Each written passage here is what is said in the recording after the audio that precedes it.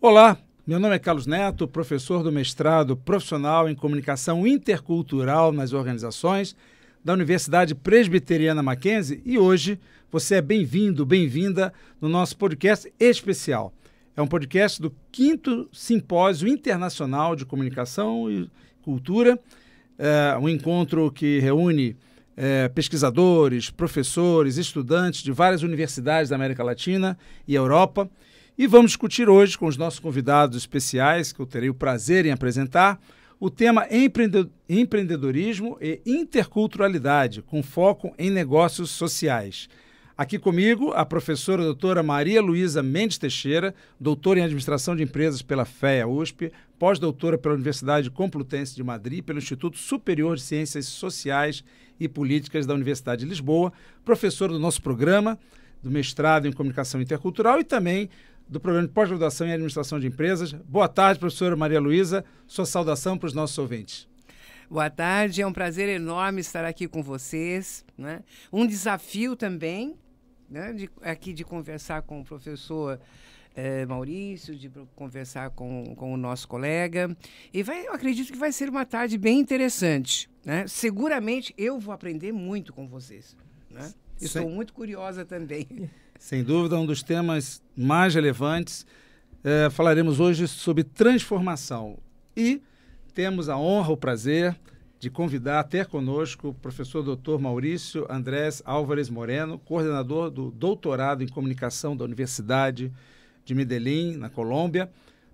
Professor Maurício é doutor em Ciências Sociais e Jurídicas, especialista na implementação dos ODS, Objetivos de Desenvolvimento Sustentável da ONU, Organização das Nações Unidas.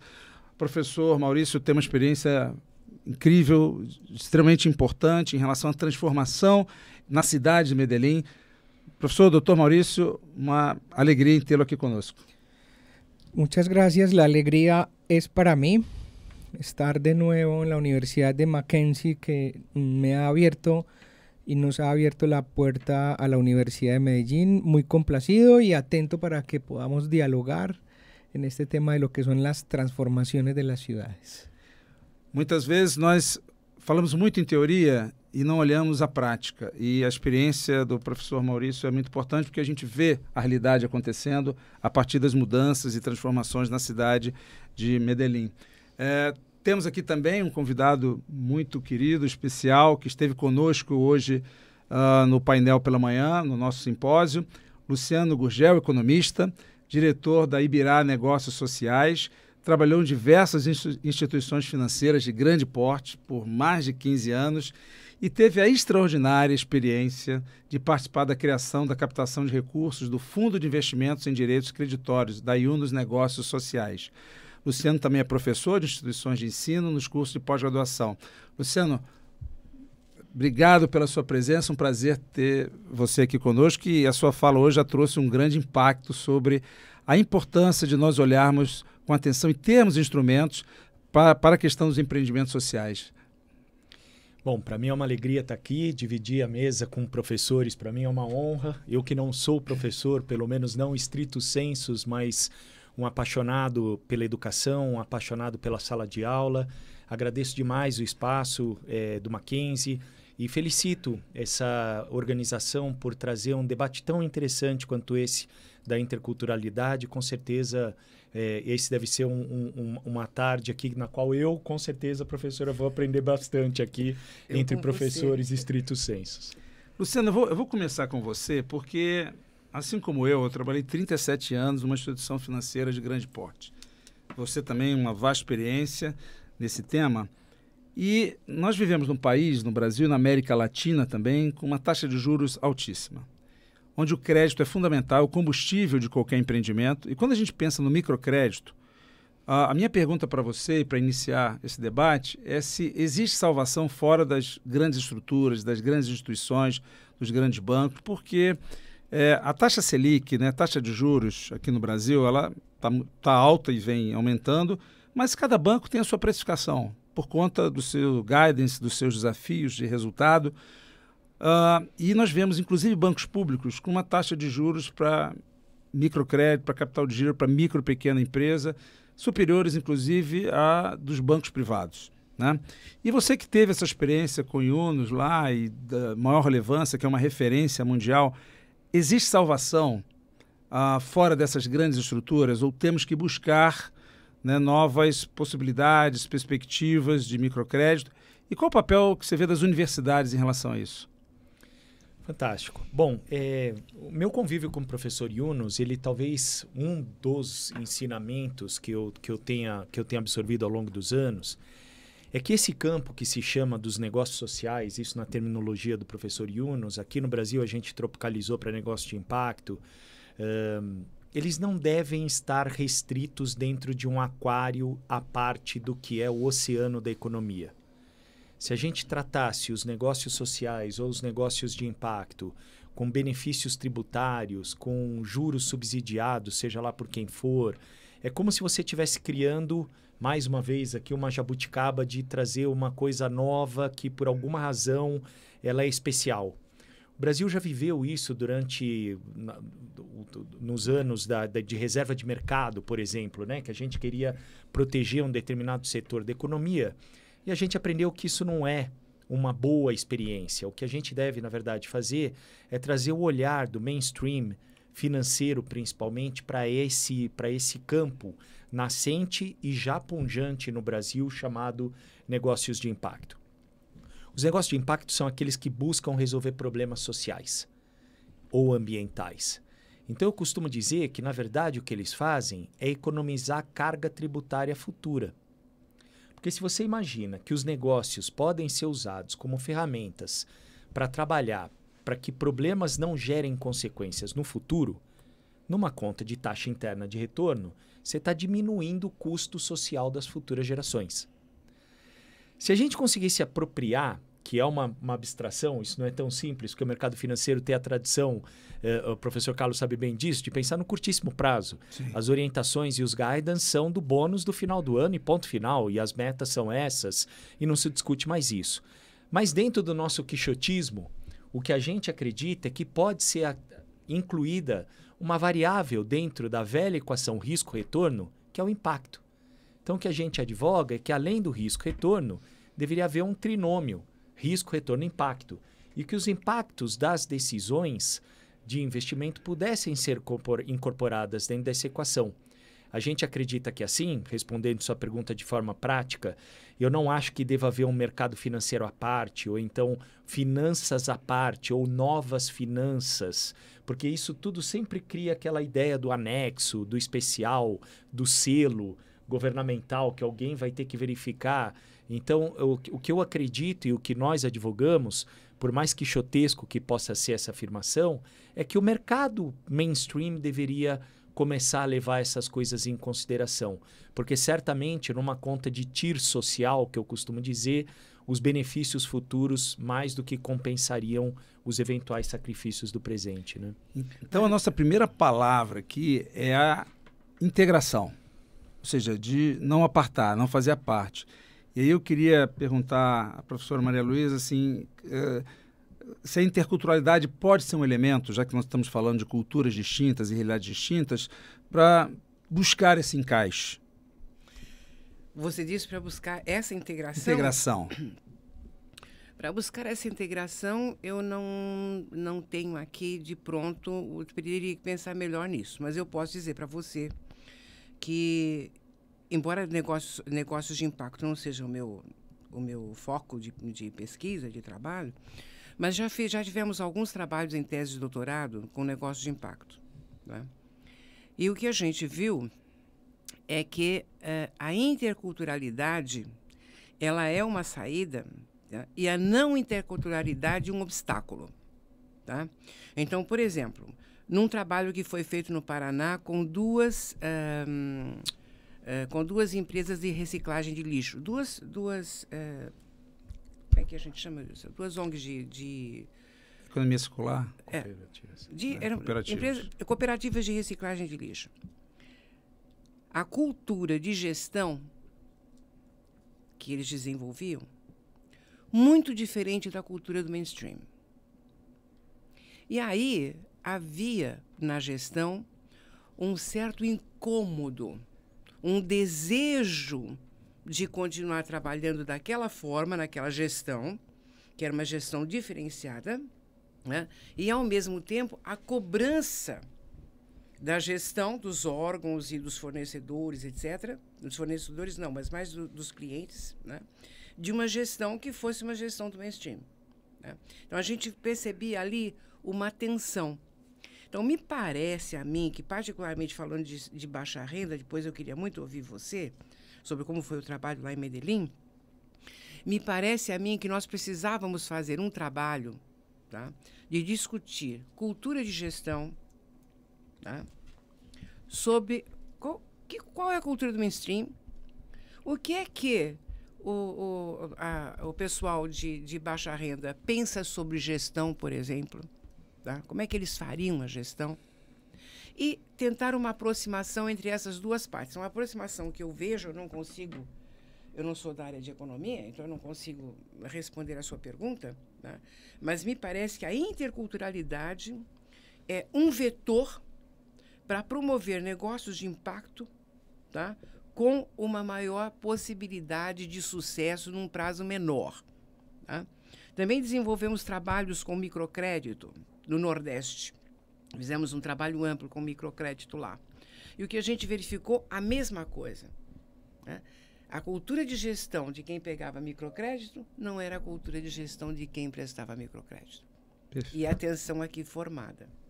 Eu quero depois caminhar na linha da cadeia produtiva, que pode ser interessante, mas antes eu queria ouvir o professor Maurício sobre as transformações em Medellín e na perspectiva da geração de renda em comunidades, bairros, que a gente sabe que houve um choque cultural, digamos assim, de investimento em cultura, arte, esporte, mas na geração de renda, como foi esse aspecto no processo de transição em Medellín? La transición de Medellín no se dio en un año, ni en 2, ni en 3. Ha sido un proceso lento. Pero esa transformación, y escuchando a mis colegas en términos del microcrédito y en términos de la interculturalidad, ahí hay dos vectores importantes. Y trato de traer esas dos variables del microcrédito y la interculturalidad porque hay en Medellín una apuesta creativa, innovadora, que es la triple hélice, Universidad, Empresa, Estado, y a través de un proyecto que se llama Presupuesto Participativo, ese presupuesto que es del fondo del Estado, o sea, de la ciudad, la cultura, el ciudadano de a pie puede intervenir a través de microcréditos su intervención en los barrios. Entonces, ahí puedo juntar como que no es un microcrédito, pero es el crédito del Estado al servicio de la ciudadanía, y ahí es donde empieza esos dos vectores a dialogar. Entonces, un ejemplo de cómo se hizo en Medellín con esa triple hélice de la que les hablo, Universidad, Empresa, Estado, esa tríada, genera de alguna manera esa interculturalidad, porque yo puedo construir identidad con el dinero del Estado, del que yo puedo opinar en cómo invertirlo. Sí. Es decir, el Estado no es que yo voy a construir un escenario deportivo porque el Estado lo decide, no, sino que es la propia ciudadanía la que dice, un momento, este dinero lo queremos invertir en otro tipo de experiencias. Ahí hay interculturalidad.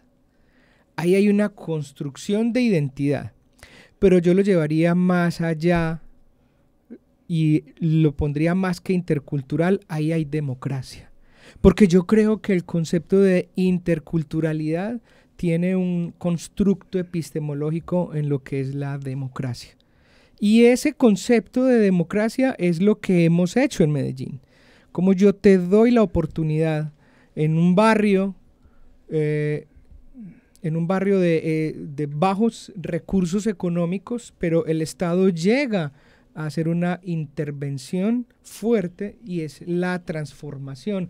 Por eso Medellín hoy, muchas personas quieren visitar a Medellín no por las obras de arte del maestro Botero, no. O sea, si bien queremos ver las obras de uno de los maestros contemporáneos más importantes del mundo, como es el maestro Botero, no, la gente quiere conocer cómo en los barrios, lo que llaman ustedes las favelas, sí, ¿okay?, se puede hacer una construcción diferente de ciudadanía.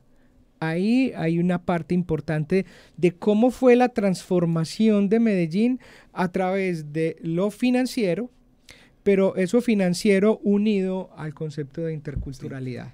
Então, a interculturalidade, ela pressupõe um papel ativo, não de um Estado simplesmente provedor, onde você recebe, mas nós somos o Estado. Nós atuamos no Estado, de forma organizada, de forma ativa, com protagonismo. E aí eu quero trazer, ouvindo o Luciano e vocês, sobre um caso real aqui de São Paulo, da comunidade de Paraisópolis. A dona Efigênia cozinhava e cozinha maravilhosamente bem. Faz um feijão, uma comidinha muito gostosa, e ela, pela mobilização, pela capacidade de organização dela, conseguiu organizar uma cooperativa de cozinheiras. E que foi fazendo suas marmitas e comidas e negociou com a Associação de Moradores, que tem uma cozinha industrial, o uso da cozinha industrial, e parte da produção dela seria distribuída aos moradores da comunidade, pelo uso da cozinha industrial. Ela não teria capital para investir ali, fez uma negociação com a Associação de Moradores. Bom, depois de certo tempo, a dona Efigênia, ela vendia as quentinhas para a ProSilk, que é uma empresa de médio porte, que, sua vez, vendia recursos, né, dava insumos para a Vulcan, que é uma empresa do atacado, de grande porte. Bom, a Vulcan usava uma das agências bancárias de um banco com atuação no exterior, e na relação entre dona Efigênia, ProSilk e Vulcan, a gente viu o crédito entrando. Aí o crédito de uma instituição de maior porte. Mas a cadeia produtiva montada, ou seja, a dona Efigênia sabia que ela teria comprador, que é a Vulcan sabia que teria comprador, a ProSilk, né, comprando da dona Efigênia, a Vulcan, né, comprando também da ProSilk, ou seja, uma cadeia montada, estruturada, aí o crédito passa a ter um risco menor. Mas a questão, Luciano, como é que você vê isso? Ou seja, quem articula na montagem dessas cadeias produtivas que dão muita segurança de que a renda vai girar, o crédito se torna mais seguro e com menos peso e talvez menos impacto. Uma das saídas e aí trabalhando interculturalidade também, é a montagem, a construção da cadeia produtiva? Perfeito ponto. Eu gosto muito quando eu ouço o professor Maurício falando a respeito da participação cidadã democrática na decisão da alocação dos orçamentos públicos, porque isso é democracia. Isso é você dar voz direta às pessoas que estão sendo diretamente beneficiadas por aquilo. Quando você traz o exemplo da dona Efigênia, se ela pudesse ter uma voz, e aí a sua pergunta ela é muito boa para dizer o seguinte, qual é o fórum? Onde essa voz ecoa? Porque a gente não está falando de um orçamento público. Aqui a gente está falando sobre decisões empresariais. Então, a decisão da primeira empresa de comprar da dona Efigênia e da segunda empresa de comprar da primeira são decisões de negócio, são decisões empresariais. Aí entra um ator que são as aceleradoras de impacto. São organizações que elas estruturam o ecossistema. Porque a dona Efigênia, ela tem, como você diz, o talento incrível de ser uma excelente cozinheira, e ela tem um espírito empreendedor. Porque uma coisa não necessariamente vem casada com a outra. Ela poderia ser uma excelente cozinheira para dentro de casa, atender os filhos, os netos e os vizinhos e estaria tudo certo com aquilo. Mas ela quer ir além. Uma estratégia de país, e aí não necessariamente só uma decisão pública, mas uma decisão de país, seria que a gente desse espaço para que o exercício do músculo empreendedor pudesse ser viável. E aí entra não só o crédito, porque você bem colocou, o crédito fica fácil. Quando ela já tem a cadeia de fornecimento estabelecida, então ela tem um primeiro cliente, ela vai ter os fornecedores dela, ali na frente ela vai ter um outro cliente que vai comprar do cliente intermediário. Teve alguma inteligência em torno disso, que não necessariamente é da dona Ifigênia, porque ela é muito boa de cozinhar. Então, quer dizer, se nós conseguíssemos trazer, e aí acho que volta o tema da interculturalidade. A gente foi treinado, e a gente falava disso no simpósio pela manhã, de achar que os negócios são exclusivos dos salões acarpetados. Uhum. A gente tem essa construção muito forte no nosso inconsciente, de que os negócios aqui em São Paulo são restritos à Faria Lima, a Berrini e a Paulista. E a gente tem muita dificuldade de entender a potencialidade que existe quando a gente, no exemplo da dona Ifigênia, consegue dar vazão a essas coisas. E essa vazão, ela não é só com crédito, mas como você bem disse, com uma organização lógica, racional dessas cadeias de fornecimento, perceber espaços de mercado, espaços para crescimento, para escala. Esse é um pouco o papel do que a gente chama as entidades intermediárias que facilitam esse potencial empreendedor a ter vazão, né? Professor Maria Luísa, as universidades poderiam ajudar nesse caminho da montagem, de unir esses agentes na cadeia, pesquisar mais a fundo isso? Como você vê? Eu não vejo só como pesquisar, entendeu? Mas eu vejo como atuar, né? Eu acho que nós poderíamos ter algumas linhas concretas de atuação, né? Juntando extensão com a pesquisa, tá certo? De forma a conseguirmos promover os negócios de impacto com cidadania. Tá? Por exemplo, o Luciano está trazendo o aspecto financeiro, né? O que é que nós poderíamos avançar em termos de conhecimento de gestão financeira? Né? E aqui eu não estou falando de gestão financeira do negócio, eu fiquei presa àquilo que você colocou lá no início, que você perguntou sobre a taxa de juros, entendeu? O que será que nós poderíamos atuar, né, para poder fazer com que a taxa de juros pudesse ser menor, né, em determinadas situações? Isso depende de estudo, né? E seria uma linha. Por exemplo, eu fiquei me perguntando se o fato de você pegar um empréstimo sabendo que você tem uma previsão de impacto, não no curto prazo, mas uma previsão que está ali posta, né? Você falou da cadeia produtiva, a cadeia produtiva já institucionalizada, aquela cadeia produtiva específica, se esses são fatores que podem ser mensurados como fatores que diminuem o risco, tá? E se isso poderia influenciar na cadeia, nas taxas de juros. São estudos a ser feitos. Posso ter mais um minutinho? Sim, claro. Outra coisa que me chamou muito a atenção foi a questão da democratização que você colocou, né? No Norte, com a Universidade Federal Tocantins, eles estão desenvolvendo um trabalho de desenvolvimento local com dignidade. Eu trabalho com dignidade, então a gente tem lá uma certa troca, né? Mas muito em busca de alternativas, de caminhos e tal. E quando você me falou da democratização, como é que isso foi acontecendo em Medellín, como é que o território, na concepção do Milton Santos, né, como é que ele assume a sua vida, como é que assume o seu destino, né? Então, o que é que nós, enquanto universidade, podemos fazer para fomentar este tipo de trabalho? Porque, por exemplo, você sabe, eu sou bem acadêmica, né? Então, eu falo 2 palavras, vem 5 autores.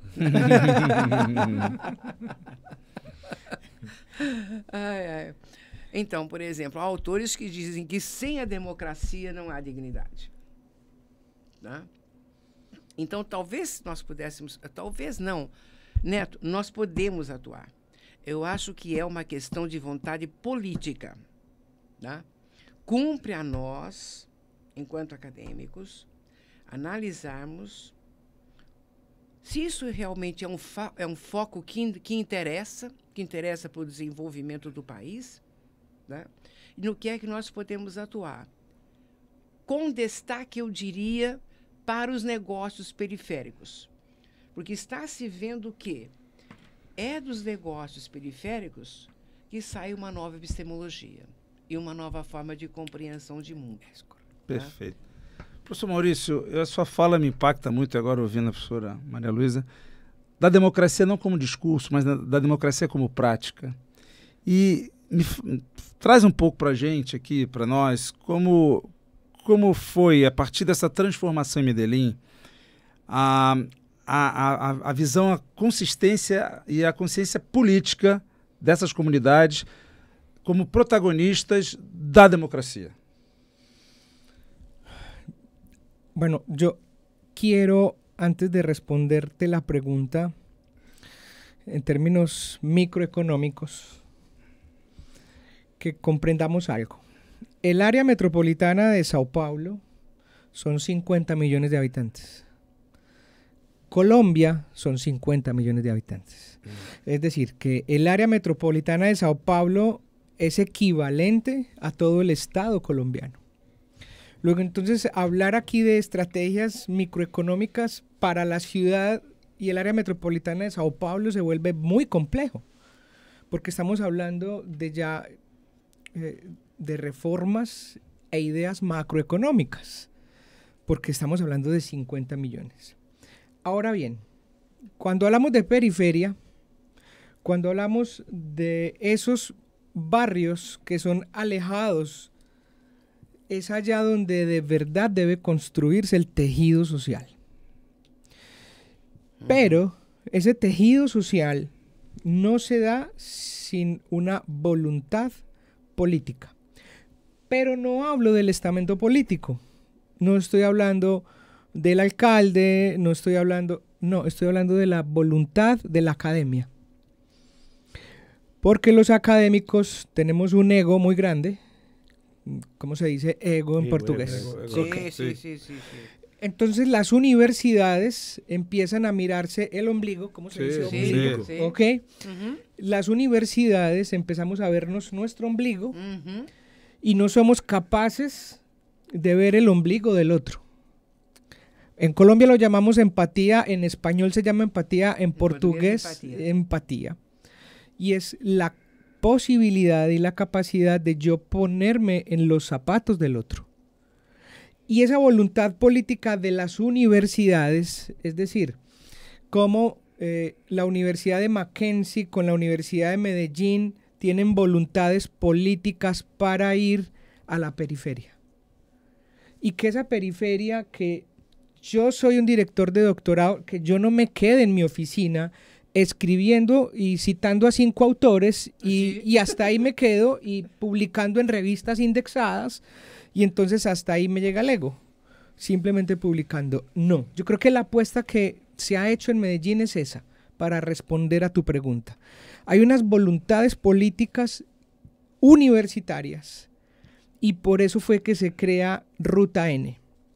Ruta N es eso, una unidad que aglomera todas las universidades más importantes de Medellín, aglomera al Estado, o sea, a la alcaldía, al área metropolitana y aglomera a las empresas más importantes. Todos meten dinero y con ese dinero se va ¿hacia dónde?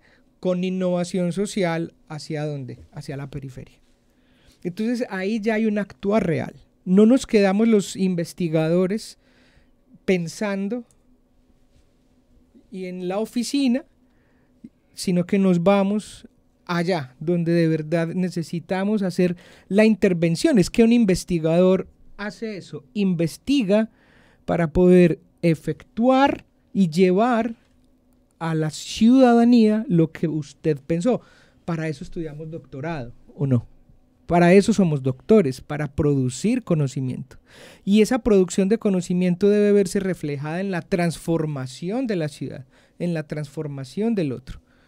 Por ejemplo, en Colombia, solo el 1% de su población tiene nivel de doctorado, el 1%.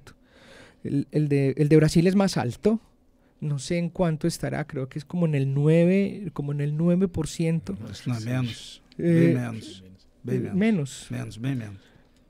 Pero el propósito es ese. ¿Qué hacen los doctores por la transformación de una sociedad. No solo escribir papers, no solo escribir libros, ni vernos en eventos académicos para mirarnos el ombligo. Quería hacer un comentario. Es simplemente llevarlo allá, a la ladera, llevarlo a la lejanía de la ciudad. Sim, professora Maria Luísa.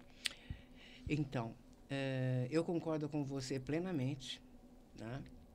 Nós realmente ficamos fechados no nosso Castelo Branco. Tá? Obrigada. Ficamos fechados aqui no nosso Castelo Branco. Tá? E aí vem uma coisa, o Neto. Tá? Qual é o nosso trabalho? O que a gente faz para poder influenciar, por exemplo, o direcionamento da CAPES? Né? Por quê? De um lado, nós temos a necessidade de atuar e de realmente transformar, né? E aí, hoje, se diz, não, o conhecimento que você gera, ele tem que transformar. Ok? Mas, ao mesmo tempo, a sua avaliação é quantos artigos você publicou em alto impacto, tá? Em alto impacto acadêmico. Isso está mudando um pouco? Está mudando, mas eu acho que está muito longe ainda. Nós teríamos que encontrar, Neto, um jeito de conseguir conviver com as duas coisas, entendeu? Em que um projeto de pesquisa tivesse conexão com o entorno, né, dentro de um propósito, mas que conseguíssemos atuar junto à CAPES e, ao mesmo tempo, atuar nas duas coisas. Eu quero aproveitar aqui, porque esse tempo nosso é curto, né? Mas a conversa aqui foi por uma lucidez que eu entendo extraordinária e importante, a partir das experiências. Esse semestre, eu estou com 300 alunos do curso de Publicidade e Propaganda, e primeiro dia de aula eu pergunto se alguém ali já fez na vida um plano de carreira. Que é planejar a sua carreira, a partir das suas experiências, vivências, onde quer chegar, enfim. E é raro encontrar um que tenha feito. E se você não tem um plano, um projeto de carreira, você se torna muito submisso, você se torna muito, talvez, assim, frágil em relação a todos esses ecossistemas que dominam mesmo. Né? E perde o quê? Esse potencial de autonomia. Então, eu vou trazer aqui o exemplo do Jonatas, meu aluno do 5º período, que ele era contratado de um trailer para fazer a crepe para a FAAP, em frente à FAAP. E de tanto ele conversar ali, e lembra muito a dona Efigênia, porque, né, Luciana, essa rede, quem montou, quem foi na Associação de Moradores, foi a dona Efigênia, ou seja, além de ser boa cozinheira, quis o destino, ou ela construiu isso, né, de fazer essas relações, né? O Jonatas, ele começou a falar sobre publicidade e propaganda e tudo, e ali na conversa, no diálogo com os alunos que iam lá comer a crepe que ele fazia, ele montou o plano de carreira dele. E foi aqui, foi ali, tentando bolsa e tal. Hoje é estudante do Mackenzie, 5º período, está com empreendimento, tem toda a força, o projeto dele da startup, vai fazer a monografia sobre startup, é lindo o projeto dele. Assim, tem gente, as soluções estão aqui dentro.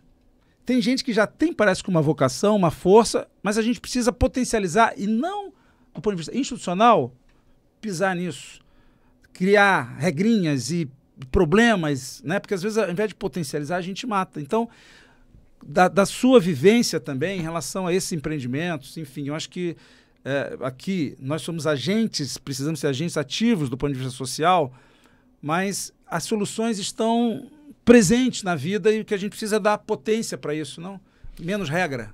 Eu vou cometer aqui a indelicadeza de me colocar do lado de dentro de vocês, né? Do lado de dentro dos muros da universidade, claro, não sendo um professor. Mas eu, tendo passado aqui como aluno, eu tenho um incômodo, sempre tive, com as faculdades de negócios. Administração, economia, qualquer coisa que queira. Quando a gente fala de trabalho de campo desse pessoal, é ir fazer uma visita na Bolsa de Valores e aí faz outra lá com o CFO de uma multinacional. Esse é o campo que eles fazem, depois fazem lá um trabalho, entrega lá numa matéria dela e ponto final. Isso que o professor Maurício traz é o seguinte: por que a gente não faz, junto com o Jonatas, bota um estudante, primeiranista, segundanista, sentado junto com o Jonatas, com a dona Efigênia, para entender o que é capital de giro? Eu te garanto que isso é uma escola para os estudantes de negócios, que são absolutamente descolados dessa realidade. Eles aprendem, no ponto de vista teórico, está escrito lá o que é capital de giro no quadro negro, e está tudo certo que seja assim. Mas o contato dele com a realidade, quando você pega as faculdades de biologia, geografia, astronomia, campo é campo. Não há dúvida sobre o campo da biologia, da astronomia, da geologia. Mas nas faculdades de negócios, a gente quer que o campo seja nos salões encarpetados. E ficamos aqui num diletantismo infinito sobre... Será que a gente compreendeu direito? Mas quem que previu o cisne negro que chegou da crise de 2008? Discussões que, assim, intermináveis e estéreis, né? Porque onde te leva isso? E eu, quando você comenta de Heliópolis, um dos trabalhos que a gente fez foi na Brasilândia. Quando você vai para a periferia, aí você sente o pulsar da economia. A potência. É aí que você vê a economia. O resto é tudo bobagem. E na Bolsa de Valores, vê lá naquele... Hoje em dia não tem mais nenhum operador, né? Que ainda era divertido. Você vê o cara gritando, falava que ia morrer de infarte. Hoje nem isso tem. Então, você vai lá e vê um monte de telinha mostrando o número e o aluno sai dali achando que economia é isso. E eu fico com uma vontade enorme de ter uma grande universidade parceira que diga o seguinte, vamos hackear esse sistema? Vamos fazer esse negócio ser diferente? Pega uma turma dessa e bota dentro do Paraisópolis. Para ficar uma semana. Vai visitar o mercadinho. Depois vai visitar o cara que tem uma mecânica de Passat, Corcel e Chevette velho. Depois vai visitar a manicure. Depois visita o cara que faz o reparo nas casas dos outros numa base de economia solidária. Os caras têm moeda própria. Eles têm uma moeda própria nesses lugares. E estamos nós aqui elucubrando a respeito das criptomoedas, está tudo certo. Mas eu digo assim, por que não oferecer um campo tão rico a experiências que possibilitam, por exemplo, o surgimento de uma tríplice hélice? É isso. É você conectar esses agentes para que as coisas possam surgir de uma forma mais espontânea, né? Nós temos mais 10 minutos do nosso programa, mas eu queria perguntar a cada um dos nossos convidados aqui hoje o que você gostaria que saísse desse nosso 5º simpósio. Ou seja, do ponto de vista prático, já que nós estamos falando de prática, de uma vida que pulsa, a gente precisa entender esse movimento, potencializar esse movimento e a interculturalidade, porque precisamos também nos juntar, nos integrar nessas soluções.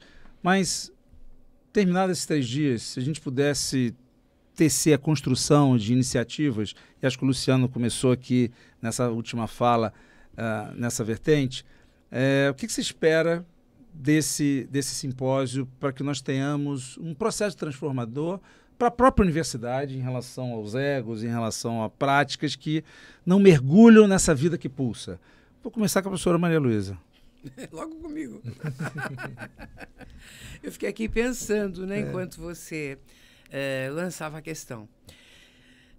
Mas eu acho que nós poderíamos gerar um documento, tá, resultante, tá, com propostas de ação. E também, talvez nós pudéssemos montar um grupo, um fórum, sei lá, um grupo e, ao mesmo tempo, um fórum de discussão, onde a gente pudesse pensar de forma concreta, mas aí um grupo envolvendo vários países, como é esse simpósio, entendeu? De forma concreta, que projeto que a gente poderia desenvolver em cada uma das universidades, ou seja, aprender uns com os outros, né? Eu tenho muito para aprender ali com o Maurício, com você, com toda essa experiência que você tem. Então, como se fosse um guarda-chuva envolvendo vários países, com braços para a universidade, o que cada universidade poderia fazer concretamente em termos de projeto para ser desenvolvido, né? Com compromisso de desenvolvimento do projeto, discussão dos projetos dentro dessa equipe. Então, você teria um documento aqui de ações e este outro, um grupo concreto, que, a partir desse documento, pensaria em como desenvolver projetos, né, com a universidade, linkando com empresas, por que não? Mas não pode esquecer que não seja só, né? Mas, como você colocou, com estudos junto à periferia. Uma coisa que você colocou, que eu me amarrei, que é o seguinte: nós, no primeiro ano, ficamos dando teoria. Para mim, primeiro ano, depois o aluno não se interessa. A gente reclama que o aluno não se interessa. Tá? Acontece que no primeiro ano eles tinham que ir para o campo. Eu concordo plenamente com ele. Seja lá que campo for, de periferia, não periferia, tem que ir para o campo. Então, para mim, seriam essas duas coisas. A proposta que me ocorreu aqui. Perfeito. Professor Maurício. Hoy en la mañana lanzamos la Red Latinoamericana de Interculturalidad y me hacían la misma pregunta. Y yo me puse romántico. Yo creo que lo que se espera de este simposio, lo que yo propongo es vernos. Se nos olvidó eso. Se nos olvidó por estar preocupados en cuánto subió el PIB de un país. Se nos olvidó por estar preocupados en cuántos papers estoy publicando. En vernos, en mirarnos a los ojos y es volver a ser humanos. Volver a ser, volvernos a sentir, porque con la inteligencia artificial ahora tenemos que ser más humanos que nunca. Entonces yo creo que, y junto a eso hablaba de que nos tenemos que atrever a tener una escuela latinoamericana. Creo que ya es hora. O sea, ya es hora que tengamos que preocuparnos del mundo anglosajón, porque solo el mundo anglosajón piensa, y no. Creo que Latinoamérica, y con esta gran apertura que se está dando, Brasil con Latinoamérica, o sea, el hispanohablante, esos puentes tan grandes que ya estamos construyendo, porque ambos nos dimos cuenta. Es decir, Brasil ya no está mirando al mundo anglosajón, sino que Brasil se dio cuenta que tiene unos vecinos muy fuertes. Y nosotros, sus vecinos, nos dimos cuenta que nos podemos apalancar en Brasil. Entonces creo que es hora de tener una escuela latinoamericana. De todo, o sea, no estoy hablando solo de la academia, es decir, nosotros tenemos con qué construir una escuela latinoamericana vista, si me lo permiten, desde el humanismo. Yo creo que es lo que debe propender este simpósio. Eu penso que no período, concordo, e no período de Covid, o Estado não entrou em Paraisópolis. Não entrou.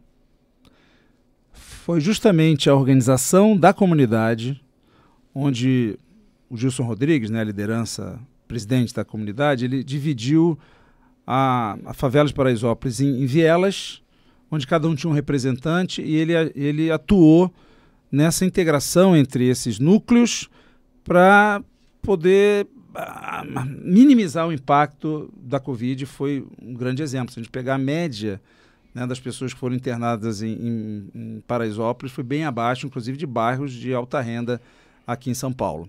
Mas por quê? Teve uma organização social, tem uma inteligência aí, que a gente precisa aprender com essa inteligência.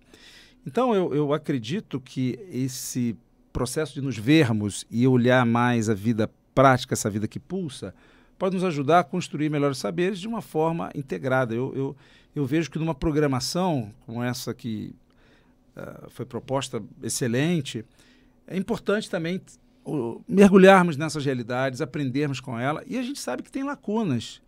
Eles têm necessidades também que nós podemos nos ajudar a aprender, ensinar, e há uma riqueza muito, muito grande. Eu vejo que é essa possibilidade. E pegando a sua experiência, Luciano, como diretor do Ibirá, assim, como é que você acha que numa conversa como essa vocês podem se chegar também com a vivência que vocês têm, com as lacunas e necessidades também, para que nesse simpósio nós possamos sair mais fortes, de fato, com mais lucidez? Eu acho que interculturalidade é uma palavra muito rica, muito boa, porque quando a gente pensa em interculturalidade, na hora, assim, o instinto te diz assim, eu quero entender como é que é na Colômbia, eu quero entender como é que isso funciona no Paraguai, né, no outro lado.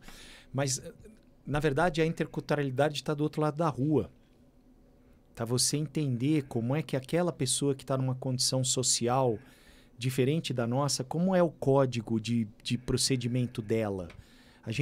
Nós somos, por essência, nós somos clubistas e fechados no nosso próprio mundinho existencial. É difícil a gente... O Maurício trouxe a palavra empatia, que é tão surrada, né? Mas esse é um exercício que faz muita falta, nos colocarmos no sapato dos outros. Então, eu torço muito para que esse simpósio seja um convite à empatia, à interculturalidade, no sentido de colocar-se na direção do outro, no sentido do outro. E essa questão dos negócios, e aí onde está Ibirá, eu falava também hoje de manhã, né? Os negócios, assim como as músicas, como a partitura e o letramento musical, ele também é intuitivo, ele é lógico. São exercícios de lógica. A nossa fala, a nossa escrita, são exercícios de lógica. Partitura musical também é um exercício de lógica. Tem criança que se alfabetiza antes em música e depois em letra. Negócio é a mesma coisa.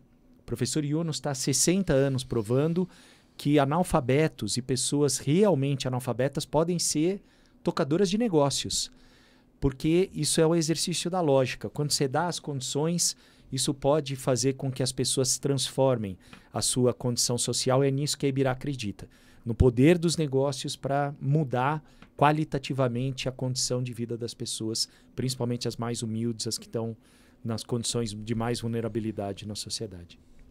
Que bom. Eu quero fazer um convite, você, nosso ouvinte, que participa desse nosso programa, com as suas reflexões, trazendo também a partir das falas aqui a sua vivência, a sua experiência. Nós teremos, ao longo desses 3 dias, toda a programação, os participantes com seus temas de pesquisa, mas o simpósio é uma oportunidade muito importante de fazer conexões, de juntar forças, de unir forças. Aqui, nesse programa, nesse nosso primeiro programa hoje, ficou muito forte essa proposta de uma ação, de grupo, de nos vermos, de a visão mais humanista e menos, né, institucionalizada, e que, por vezes, acaba nos distanciando da razão de ser, do propósito, do ser humano, de olhar o ser humano, de ser mais humano. Então, eu queria 2 convites. O primeiro é que você pudesse, ao acompanhar a programação, buscar a conexão com os participantes. É muita gente, são quase centenas de pessoas envolvidas com seus temas, com seus trabalhos, e talvez você pode, de fato, se conectar com esses projetos, unindo forças e buscando também apoios, experiências e vivências. E a segunda, replicando esse conteúdo também nas suas redes sociais, se você gostou, se fez sentido para você, porque eu acredito que dessa conversa aqui já pode sair novos formatos, de novas práticas para os próximos simpósios e, até lá, construirmos ações com pessoas da universidade, fora da universidade, mas da sociedade, presentes na sociedade. É o que eu tiro da sua conversa importante, lúcida, relevante, e que, de fato, a interculturalidade seja um instrumento. Eu vou finalizar trazendo o livro A Natureza do Espaço, do professor Milton Santos, porque ele diz o seguinte: o espaço ele só existe a partir do olhar humano. Sem um olhar humano, e o professor Maurício falou do olhar, ele é um nada, ele é um vazio. Se a gente quer entender a natureza do espaço, as potencialidades do espaço, a gente tem que entender que técnicas nós aplicamos ao espaço. E ele não fala só do espaço geográfico, ele fala do espaço também organizacional. Então, se o espaço vai ser bom ou não, se ele vai ter mais ou menos diferenças sociais, desigualdade, dependendo das técnicas que a gente aplica ao espaço. E aí nós precisamos assumir a responsabilidade dessas técnicas que nós aplicamos ao espaço, onde nós entramos como indivíduos, profissionais, a universidade entra, as organizações, instituições, empresas, de tal forma que a gente se aproprie e busque, de fato, gerar mais qualidade, e não como se fosse algo dado que entra dia, menos dia, não vai fazer a menor diferença, a gente se cerca do que é periférico e esquece, de fato, daquilo que é essencial. Eu trabalhei durante 37 anos numa instituição financeira, fui diretor estatutário durante 15 anos e só aprendi muito mesmo quando eu fui para Brumadinho e vi o que uma empresa pode fazer com uma comunidade. E o que é pior, ou seja, você, depois de tudo aquilo, mais de 200 mortos, eu entrevistei 70 vítimas e nenhuma teve contato com o executivo da empresa que provocou aquilo tudo, e a resposta da empresa é que ela não poderia fragilizar a defesa da empresa, ou tinha as questões de compliance, não podia trazer o executivo para uma situação de fragilidade, e eu tenho certeza que nenhuma daquelas vítimas ia xingar, bater, agredir ou qualquer coisa. Por quê? Por vezes as empresas estão desumanizando com seu compliance, com o seu jurídico, e perdendo isso que o professor Maurício falou, dessa humanização, e vai continuar decidindo errado, vai continuar fazendo errado, porque face a face, olho no olho, desenvolver empatia é o que pode nos dar chance de fazer alguma diferença.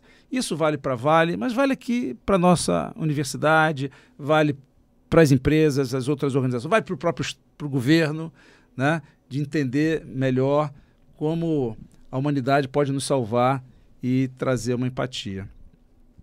Desculpe se eu me alonguei nesse final, mas realmente é uma discussão importante que a gente precisa internalizar cada vez mais para que possamos avançar.